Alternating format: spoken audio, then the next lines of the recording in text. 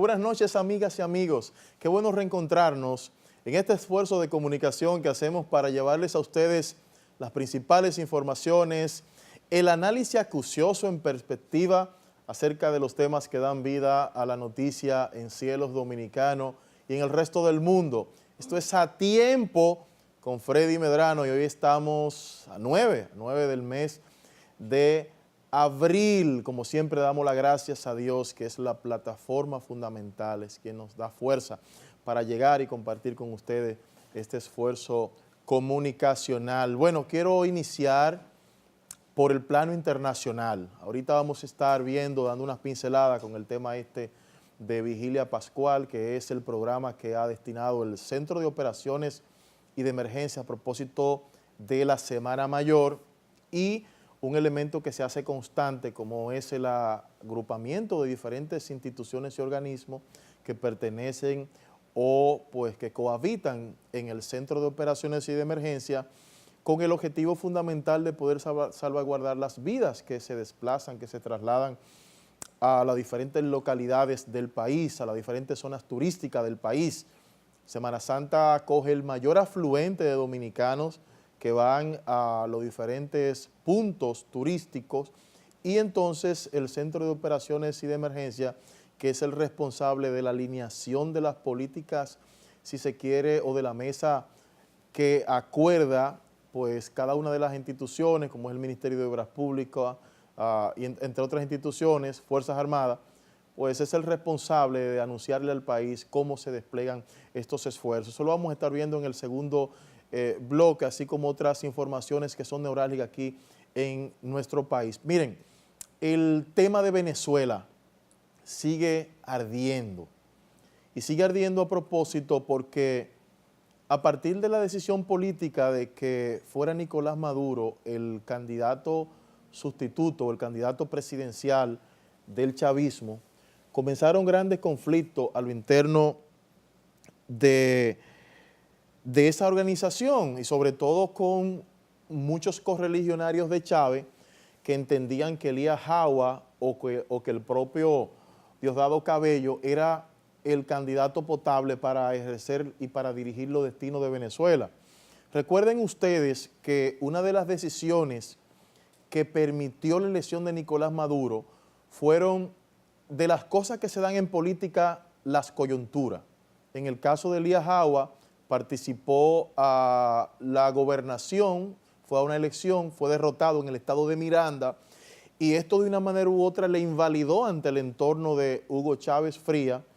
Y en el caso entonces de Diosdado Cabello, aunque es un hombre con grandes capacidades, su formación, su égida, digamos, está en la parte militar. Y muchos entendían que el sustituto de Chávez tenía que tener una combinación de lo que son las relaciones primarias con los diferentes sindicatos, con los comunitarios y con la gente de la sociedad, que a propósito era el principal puntal de las políticas de los gobiernos de Chávez. Y ahí es que surge Nicolás Maduro, un camionero, un hombre que fue, si se quiere, presidió sindicatos en el área del transporte en Venezuela y estuvo ligado a otras confederaciones patronales en Venezuela, lo que le acreditaba de una cercanía en una de las áreas que para el chavismo era neurálgica, que era el acercamiento social con las bases, como le decía Chávez, de la sociedad venezolana. Y entonces ahí surge un Nicolás Maduro acerca de sus relaciones importantes con el propio Hugo Chávez, le asistió en muchísimas ocasiones, fue su chofer también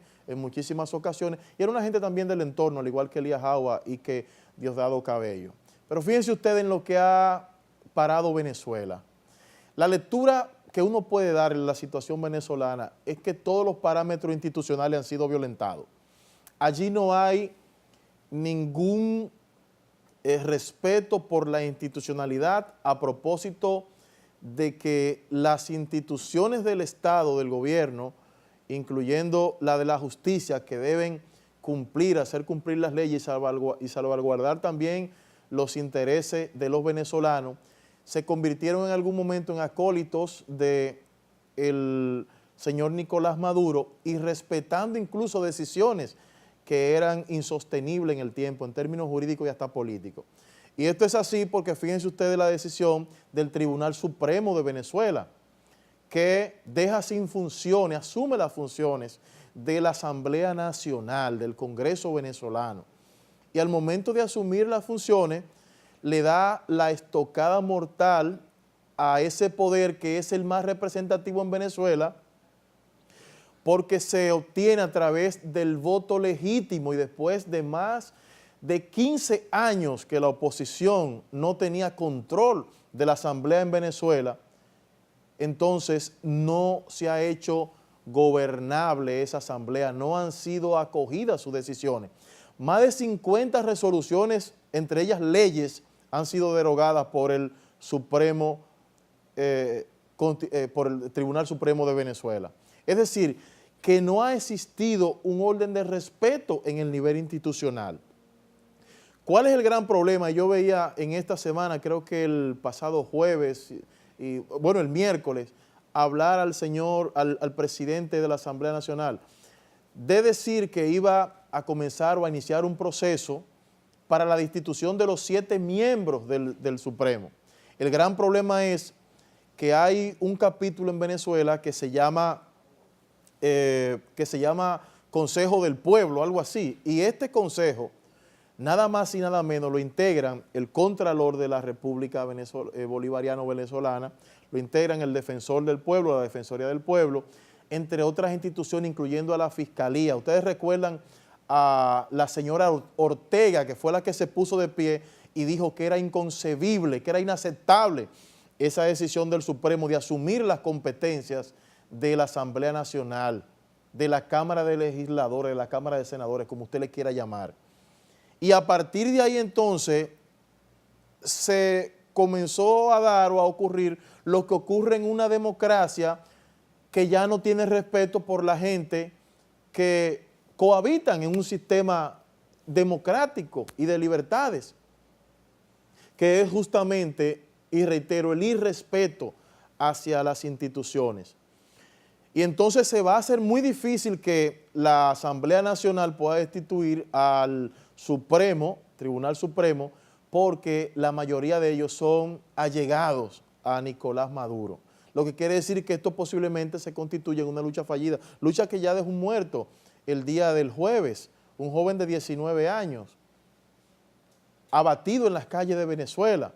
Y entonces allí hay dos grupos que están chocando como fuerza de tensión, donde no existe, se ha perdido el nivel del diálogo. Usted se va a la oposición y usted dice, bueno, Enrique Capriles, ¿dónde está?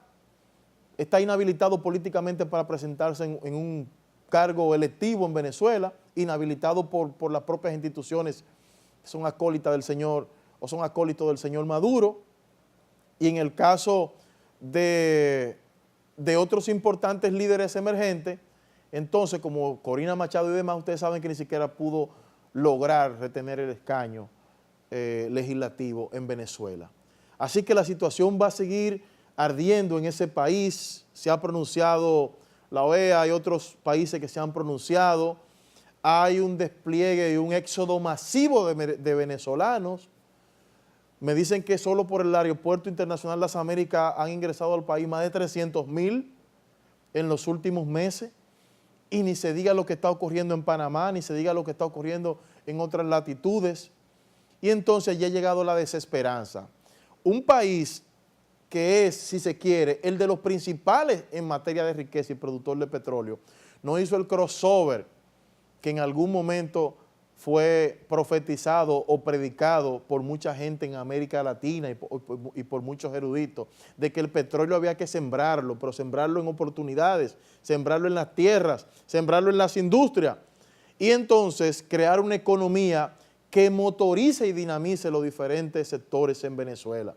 Como eso no ha ocurrido, entonces ahí tenemos dos bandos, el bando del gobierno y un bando opositor que están cerrados cada uno en sus propósitos y una ilegitimidad en el ejercicio del poder en Venezuela. Un presidente enfrentando a una oposición, a un pueblo, y el respeto se ha perdido en la calle de ese país. Es lamentable lo que está ocurriendo en Venezuela. Me voy a Siria. Miren, señores, a todos nos sorprendió la decisión de Donald Trump de, pues, enviar o bombardear una base aérea en Siria con más de 59 misiles de precisión. Estamos hablando de misiles que donde caen absolutamente pueden raer todo lo que le queda a su derredor. Esta decisión tomada por Donald Trump ha tenido una respuesta por parte del gobierno ruso. Y Moscú y sus principales voceros, incluyendo el vocero del presidente Vladimir Putin, ha dicho que esto es innegociable lo que ha hecho el presidente Donald Trump. Y ustedes saben que había un acuerdo entre Rusia y Estados Unidos, que viene de 2013, la presidencia de Barack Obama, de que se respete bajo un código de ética y de comunicación los cielos sobre Siria, porque ambas naciones tienen enviados militares a Siria. Entonces, el problema de Siria es mucho más profundo que lo que uno suele escuchar a veces algunos comunicadores y algunos analistas. Allá hay un problema que es prácticamente religioso espiritual. ¿Por qué digo esto? Miren, desde 2011, cuando comenzaron a incrementarse en las calles de Siria la violencia, se comenzó a dar un fenómeno que da un poquito explicación a lo que está ocurriendo en Siria. El fenómeno del gobierno de Bashar al-Assad enfrentado, de los rebeldes enfrentados, los rebeldes sirios. El gobierno, la gente del Estado Islámico. Y súmele a eso entonces las fuerzas internacionales, las fuerzas extranjeras que también están bombardeando Siria. Ahora, ¿cuál es la diferencia? La diferencia es que en 2013, cuando Vladimir Putin sirve como mediador con el tema ese de armas de destrucción masiva y con el tema de armas de alta peligrosidad, Estados Unidos para tropas y para los aviones para no bombardear Siria. Y ocurre que en una jugada que asombró a todo el mundo también, a Estados Unidos, el gobierno de Vladimir Putin pues bombardea a Siria. Pero ¿a quién está bombardeando el gobierno de Vladimir Putin? No es a los aliados de Bashar al-Assad, porque ellos están apoyando el régimen de Bashar al-Assad. El gran problema es que Donald Trump y que Estados Unidos está contra el régimen de Bashar al-Assad. Lo dijo Barack Obama y lo está reteniendo. Donald Trump dice que la única salida es que Bashar al-Assad deje el mando en Siria. Entonces, fíjense ustedes que en dos lugares emblemáticos, en Alepo y en Damasco, no ocurrieron estos bombardeos, Donald Trump. Es a una base aérea. Pero ¿por qué Siria se ha llamado la atención y por qué Siria ha puesto el mundo de punta con estas alarmantes declaraciones que ha dado su presidente en esta semana y lo reiteró incluso el viernes? Porque Rusia tiene efectivo militar en Siria y tiene alta tecnología militar en Siria. Y como tiene efectivos militares y alta tecnología militar, los asesores de Putin le han dicho, pero si Trump sigue bombardeando, se va a llevar de Bruselas la base militar que tenemos en Siria, porque Rusia compra armas a Siria. ¿Y cuál es el enfrentamiento que se está dando en Medio Oriente? Miren, Irán está apoyando el régimen de Bashar al-Assad. Pero Irán está apoyando el régimen de Bashar al-Assad porque bajo su apoyo se distancia de Arabia Saudita.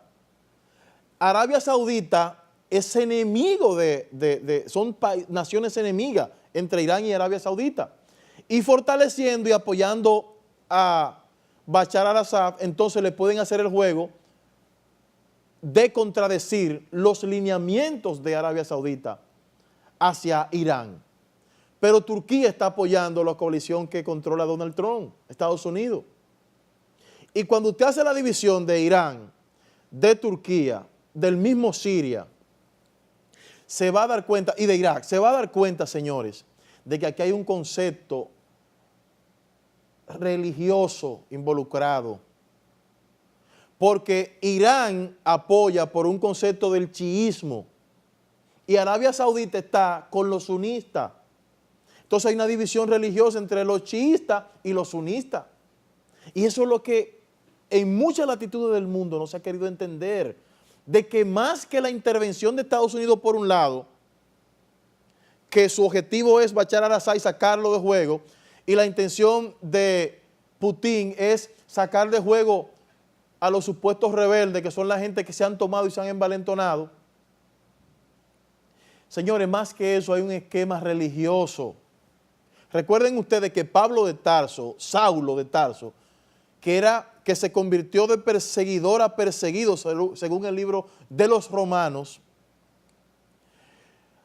usó por primera vez en la Biblia la palabra cristiano en Antioquia. ¿Y Antioquia dónde pertenece? Pertenece a Siria. Y ahí es la primera vez que Pablo usa la palabra cristiano para identificar a un poblado. Entonces, allí hay un esquema religioso que cada vez que se aumenta la guerra y que se aumentan las armas, va a seguir creciendo. ¿Por qué bombardea? ¿Por qué lanza misiles Donald Trump? Porque dice que este martes pasado, Bashar al-Assad fue quien tiró armas químicas, quien bombardeó con armas químicas. Ahora, el asunto ha seguido aumentando. ¿Ustedes saben lo que dijo el secretario de Estado de Estados Unidos? Que el FBI va a comenzar a hacer unas investigaciones minuciosas para saber si Rusia apoyó a Bashar al-Assad en ese bombardeo de armas químicas. Están dudando de Rusia. Y aquí se está dando una conjetura bastante peligrosa, porque fíjense ustedes los países que le he descrito que están metidos ya en el toma y daca y en la situación, a propósito de la advertencia que hizo este señor de Irán a Estados Unidos de que las cosas no se iban a quedar como Estados Unidos piensa, pero lo había hecho en el 2013 ya la misma denuncia, de que la cosa no se va a quedar ahí. Pero ha dicho el secretario de Estado que posiblemente Rusia está involucrado en este ataque del bombardeo de armas químicas que se le atribuye a Bashar al-Assad, que atribuye Donald Trump, y que lo dijo ahora el jueves en Florida. Pero no solamente eso, señores. Para que tengamos idea de la magnitud de lo que está ocurriendo, si hay un distanciamiento entre Rusia y Estados Unidos y hay una alineación, digamos, en el orden de los países que describí ahorita, aquí pudiéramos estar al frente o pudiéramos estar a las puertas de una situación caótica en el mundo, independientemente de que la historia del propio Estados Unidos, ustedes recuerdan el gran problema, la depresión del 1930, está en todos los anales de la historia, que el mundo pasó por una de las situaciones más difíciles. Estados Unidos pudo salir de ahí con el plan de Maynard Keynes, de John Maynard Keynes, y el tema de la producción y el tema de los impuestos, y ha sabido repuntarse en situaciones difíciles. Pero hay una situación ahora mismo que está llamando a mucha preocupación a los propios analistas que vean un panorama diferente. Y le voy a decir esto último para irme a las internacionales, porque tenemos demasiado contenido en este programa en el día de hoy. Miren, las relaciones entre Trump y Putin eran excelentes y para muchos analistas iban a ser unas relaciones donde podían cohabitar tanto los estadounidenses como los rusos. Putin felicitó a Trump por su triunfo y lo que se le cuestionaba era su cercanía con el presidente ruso. Y en la propia capital de Moscú, los principales analistas estaban cuestionando a Putin por su cercanía con Donald Trump. ¿Usted sabe lo que ha ocurrido en esta semana? Totalmente lo opuesto a lo que muchos analistas decían de la buena relación entre ambos mandatarios. Y el nivel de crispación, señores, está y ha aflorado de manera incólume en el tope. La situación que tiene Rusia con Estados Unidos, a propósito de este comentario, es por muchos años en el mundo la situación más difícil que ambos países han podido tener en sus relaciones diplomáticas internacionales. Me voy a ir con las internacionales en este bloque. En el segundo bloque voy a venir con las noticias más trascendentes de la semana ya en el ámbito local, pero ahora lo dejamos con las internacionales.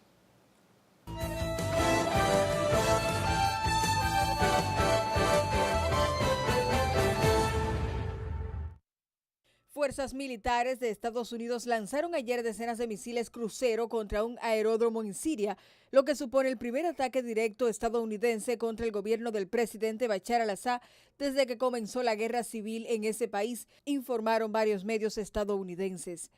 El ataque por parte de Estados Unidos se produjo después de que este miércoles tuviera lugar un bombardeo con armas químicas en una localidad al norte de Siria, en el que fallecieron más de 80 civiles. La ex candidata presidencial de Estados Unidos, Hillary Clinton, calificó como un acto de agresión las interferencias de Rusia en los últimos comicios y advirtió que si no se toman acciones puede repetirse en el futuro. En una de sus apariciones públicas desde las elecciones presidenciales del 8 de noviembre, Clinton participó en una conferencia sobre el papel de la mujer en un acto que le permitió desgranar las causas que derivaron en su derrota en las urnas. Un universitario murió tras recibir un disparo de arma de fuego durante una manifestación a las afueras de Caracas como parte de las protestas convocadas desde hace más de una semana en rechazo a la decisión del Tribunal Supremo, luego revertida, de asumir los poderes del Congreso y limitar la inmunidad de los legisladores. El alud que arrasó la ciudad de Mocoa mató a 98 niños, según el último balance divulgado ayer por el gobierno de Colombia, lo que representa un tercio de los fallecidos por la tragedia.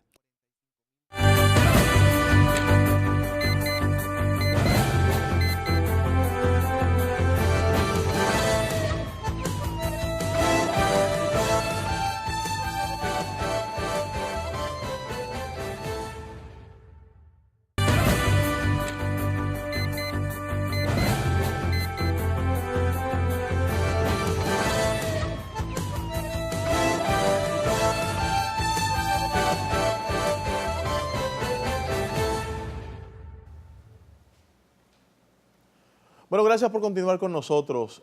Sigue en el tapete uno de los temas más debatidos, como lo es el de la ley de partidos políticos, a propósito de que se hace una necesidad en la República Dominicana por las diferentes situaciones y el posible requebrajamiento que existen en las principales organizaciones. Muchos partidos pequeños hablan o tienen un discurso emblemático con el tema de la democracia, y a veces, o se da el caso, en muchas de esas organizaciones no existe democracia porque son miembros de familia quienes componen las direcciones ejecutivas de esas organizaciones.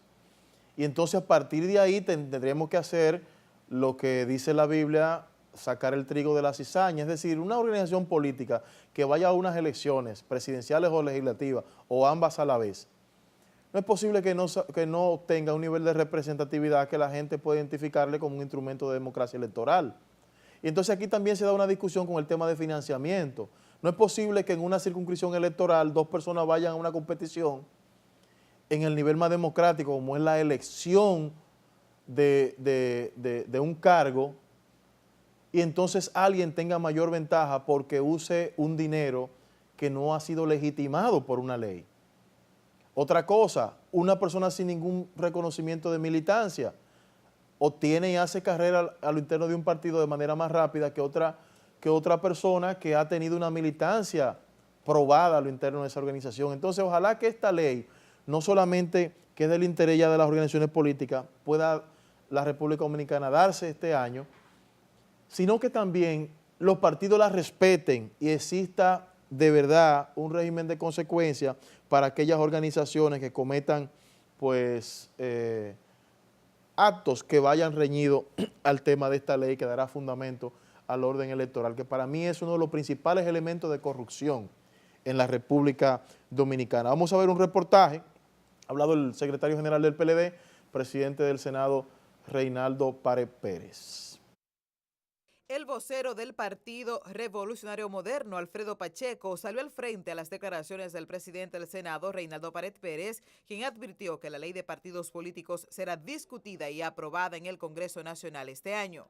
Pacheco advirtió los peligros que aseguran están latentes si el PLD insiste en hacerse un traje a su medida. República Dominicana en este momento no está preparada para que un solo partido pueda hacerse una ley de esta naturaleza como si fuese un traje a la medida. Y por lo tanto, yo sé muy bien que la ley la vamos a sacar, la vamos a tener en el Congreso Nacional y va a ser consensuada. De la misma forma se expresó el vocero del bloque reformista, Máximo Castro Silverio, quien llamó al partido oficialista al consenso. Asusando a que los partidos cojan también la calle. Entonces yo creo que eso es peligroso. Esa actitud de arrogancia yo creo que no le conviene a nadie, mucho menos al partido del poder que tiene la responsabilidad ahora. De su lado, Fidel Santana tiene sus temores en torno a la ley de partidos. ¿Por qué se niega el PLD a consensuar esto? Eso es lo que trae sospecha de que en el 2020 tendremos, si el PLD impone su mayoría mecánica como la tiene en la Cámara de Diputados y en el Senado, el 2020 entonces será un año de elecciones traumático. Ante estos cuestionamientos, salió al frente el oficialista Radamés Camacho, quien defendió la postura de Pared Pérez. Hace que si hablamos somos arrogantes y si no hablamos entonces estamos callados, no se conoce nuestra posición. Palo si boga y palo si no boga. Mientras que la presidenta de la Cámara de Diputados, Lucía Medina, dijo no entender por qué algunos sectores políticos quieren sacar del Congreso Nacional el debate de la ley de partidos políticos. Bueno, en tanto que legisladores se aprestan a trabajar en la aprobación de la ley de partidos, pues informaron que se plantea la posibilidad de crear una comisión bicameral para lograr el consenso. Gustavo Sánchez y Fidel Santana y Radamés González ponderaron la urgencia de aprobar esta pieza. Los tres plantean que el escenario para el consenso debe hacerse en el Congreso Nacional. No sé si tenemos ese cortecito ahí. O nos vamos entonces con otra información que es la de la vicepresidencia. En este caso, la vicepresidenta de la República, Margarita Cedeño de Fernández, aseguró este miércoles que el gobierno realiza todos los esfuerzos para contrarrestar los altos niveles de delincuencia que azotan el país. Tenemos un reportaje con esta información. Vamos a verla, por favor. Espero pues también. Margarita Cedeño de Fernández destacó que el gobierno que encabeza Danilo Medina ha dado respuesta al flagelo de la delincuencia a través del plan de seguridad inaugurado la semana pasada, al tiempo que dijo esperar el despliegue de más medidas contra el crimen. Y que espero pues también pueda ser combinada y coordinada con otras acciones, de manera tal que puedan ser aún mucho más efectivas. La población necesita respuesta. No puede ser tan rápido como la quisiéramos, pero sí que tenemos que estar trabajando intensamente. Por su lado, el ministro de Defensa, Rubén Darío Paulino Sen, aseguró que la delincuencia dejará de ser uno de los principales problemas que aquejan a la sociedad a medida que avance la implementación del patrullaje mixto entre la Policía Nacional y las Fuerzas Armadas.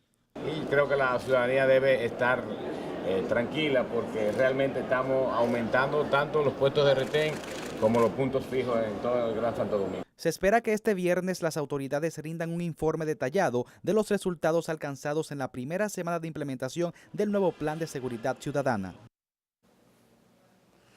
Bueno, en tanto que senadores valoran como positivo el plan adjunto entre las Fuerzas Armadas y la Policía Nacional para combatir la delincuencia que arroja el país y entienden que los operativos de patrullaje acompañados de labores de inteligencia pues darán resultados importantes y respuesta a la población. Bueno, ¿de qué forma? Cuando todos nosotros lo criticamos, todos nosotros. En ese sentido, el senador por la provincia Elías Piña, Adriano Sánchez Roa, manifestó que una vez detenidos los delincuentes, hay que castigarlos con severidad, aunque dentro del marco legal. La ciudadanía tiene que darle apoyo a las autoridades policiales y militares, pero también, bueno, ¿de qué forma? Cuando hay un delincuente, por ejemplo, que lo agarran, si hay un delincuente que se revela y tienen que darle unos golpes, todos nosotros lo criticamos, todos nosotros.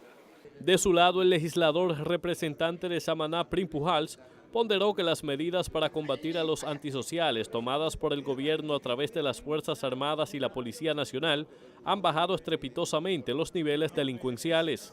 Que no haya delincuencia, eso no lo puede conseguir nadie. Siempre va a haber, vamos a ver en términos de porcentaje. ¿Qué está pasando? Que antes atracaban a una gente y no se le daba seguimiento y eso estaba creando pánico en la ciudadanía. Ya hoy la ciudadanía tiene más confianza y ese plan de combatir la delincuencia se va a ir acrecentando cada día más y profundizando cada día más. Los jefes de las Fuerzas Armadas y la Policía Nacional, Rubén Paulino Sem y Nelson Peguero Paredes, dijeron que el plan de seguridad ciudadana que estos coordinan se mantendrá fijo en la población el tiempo que sea necesario. Bueno, es tiempo de irnos al resumen con las principales informaciones que ocurrieron en esta semana hasta este minuto.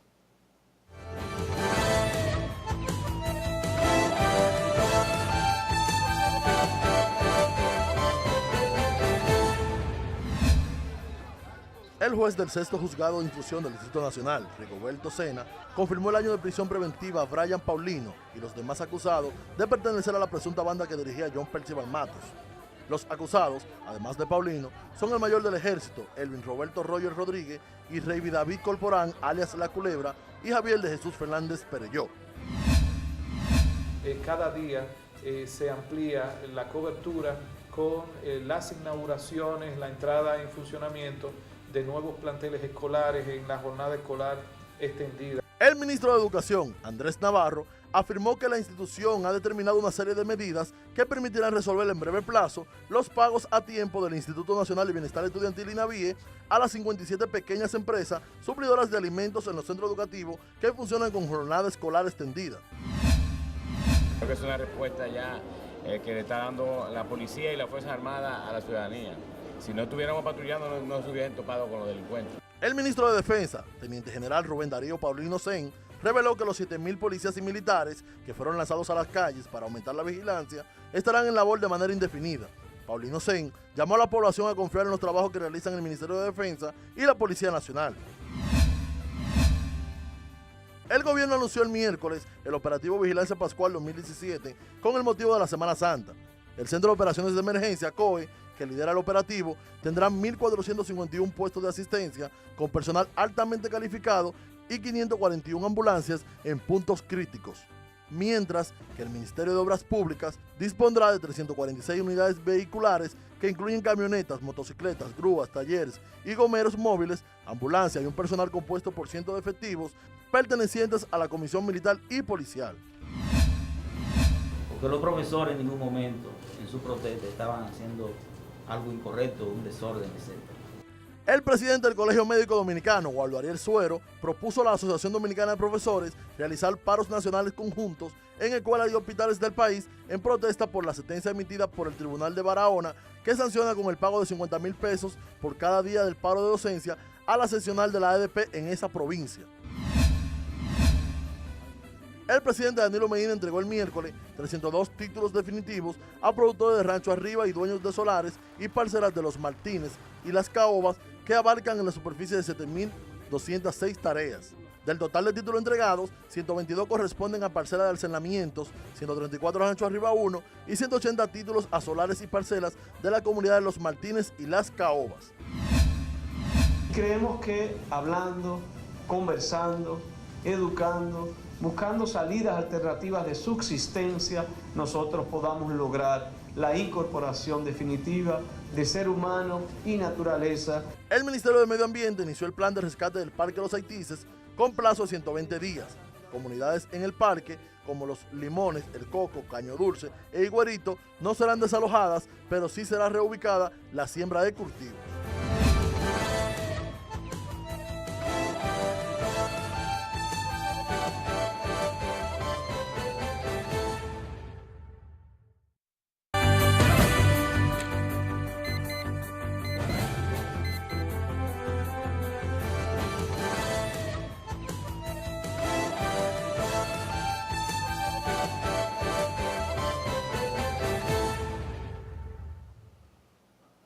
Bueno, gracias por continuar a tiempo con nosotros.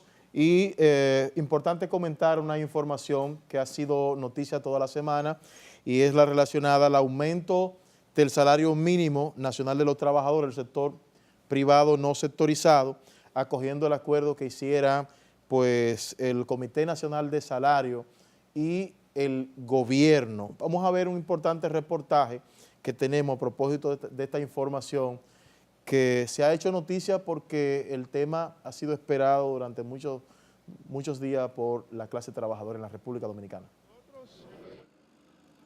La ratificación del aumento salarial recién aprobado por el Comité Nacional de Salarios podría aumentar las tensiones entre el gobierno y los empresarios, quienes han advertido sobre despidos masivos. Que estoy de acuerdo con que se deben aumentar los salarios, pero hay que ser consecuentes principalmente con las pequeñas y medianas empresas y las pymes. Si nosotros tomamos acciones irresponsables para ser complacientes, podemos dando al traste con muchas personas que necesitan trabajo. Sin embargo, las presiones del empresariado no frenaron la disposición del gobierno, que obliga a las empresas a aumentar sus pagos nominales en un 20%. El siguiente paso del empresariado es llevar el caso por ante los tribunales. De lo que hemos estado anunciando desde que se inició la negociación del incremento salarial en el Comité Nacional de Salario, de que si no se aplicaba o se reconocía el artículo 7 de la resolución 115, que decía que la reclasificación tenía que ser considerada para este aumento del año 2017, nosotros acudiríamos al Tribunal Superior Administrativo. Esta resolución del Ministerio de Trabajo fijó los... Bueno, en tanto que el presidente del Consejo Nacional de la Empresa Privada, el CONEP, Pedro Bracha, aclaró que el Ministerio de Trabajo no ratificó el aumento salarial, sino que puso en marcha el plazo de los 15 días que establece la ley para que la decisión del referido aumento de sueldo pueda ser apelada, como en definitiva lo han hecho los empresarios. Vamos a ver este reportaje. Tanto el CONET como la Asociación Dominicana de Zonas Francas Adozona manifestaron su acuerdo con un aumento salarial que mantenga el equilibrio entre los empleados y las empresas sin que se incremente la carga laboral hasta el punto que esto provoque despidos masivos. Nosotros vamos a impugnar, porque creemos que de la manera que se hizo, primero, no es la manera correcta. O sea, en ausencia del sector privado, nosotros creemos que esto es algo que es bueno que siempre sea tripartito, que se haga un consenso de todas las partes. De nuevo digo que creo justo los reclamos del sector sindical, pero creo que nosotros tenemos que reunirnos, ponernos de acuerdo para ver cuál es la mejor manera de ejecutar este aumento. Bueno, y cambiando de tema con el propósito de que sus municipios se diviertan sanamente y reflexionen, ahora en el asueto de Semana Santa, la Alcaldía de Santo Domingo Este, pues anunció un conjunto de actividades religiosas y deportivas a los fines de poder ocupar a sus municipios en actividades de orden cultural. Vamos a ver esta información. En una rueda de prensa, el alcalde Alfredo Martínez reveló que la Semana Santa en Valores, como fue denominada la jornada, iniciará el miércoles 8 de abril y concluirá el domingo de Ramos. Contará con la participación del nuncio apostólico Yudia Tadeo Socolo y Monseñor Benito Ángeles. Semana Santa en Valores se celebra por tercer año consecutivo. En esta ocasión cuenta con todo el respaldo de la Iglesia Católica, con la integración de 64 parroquias, representada por la Vicaría Episcopal de Santo Domingo Este y su vicario, Monseñor Benito Ángeles, a quienes agradecemos su entrega y su dedicación. De su lado,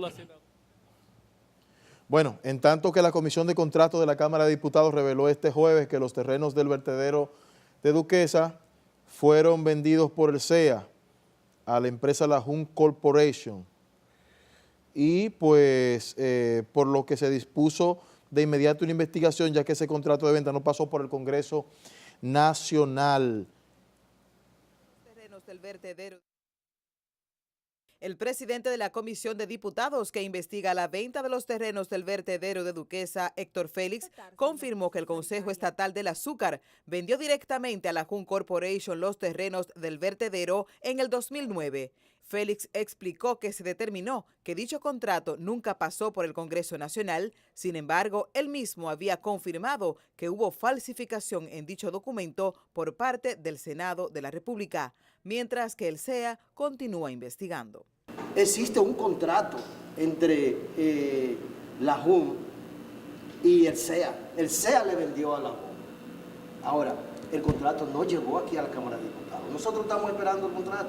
Sí, eso está en investigación en el CEA. El señor director ejecutivo, el ingeniero Pedro Mota, mandó a hacer una investigación legal y técnica y está esperando que le entreguen el informe en el día de hoy.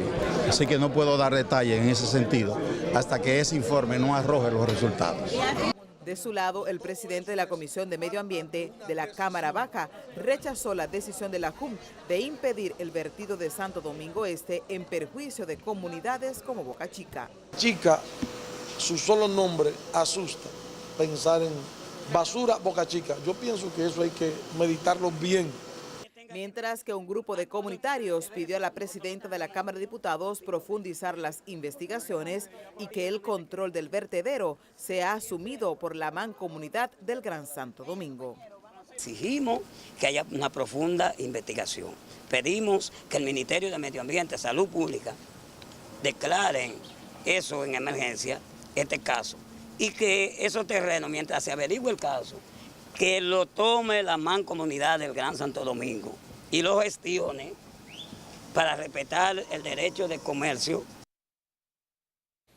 Bueno, ahí pueden ustedes apreciar esta información, que ha sido en esta semana también una noticia debatida a propósito, señores, de lo desmane, del desorden que ha existido por tantos años en el Consejo Estatal del Azúcar, el CEA. Eso es parte del desorden del CEA. Y fíjense ustedes que se alegaba justamente, como es de ley, que todos los contratos deben ir pues al Congreso para ser ratificado y para ser conocido, que en el caso de estos terrenos, y lo ha dicho pues la propia Cámara de Diputados, no fue ese contrato a la Cámara de Diputados, y entonces ahí se está dando la situación de enfrentamiento entre los ayuntamientos del Gran Santo Domingo y la empresa La JUM Corporation, que por mucho tiempo ha estado sometida al ojo de la opinión pública a propósito de otras situaciones que se han estado dando alrededor de esa empresa, de esa corporación. Vámonos al último corte y retornamos entonces con el cierre de A Tiempo.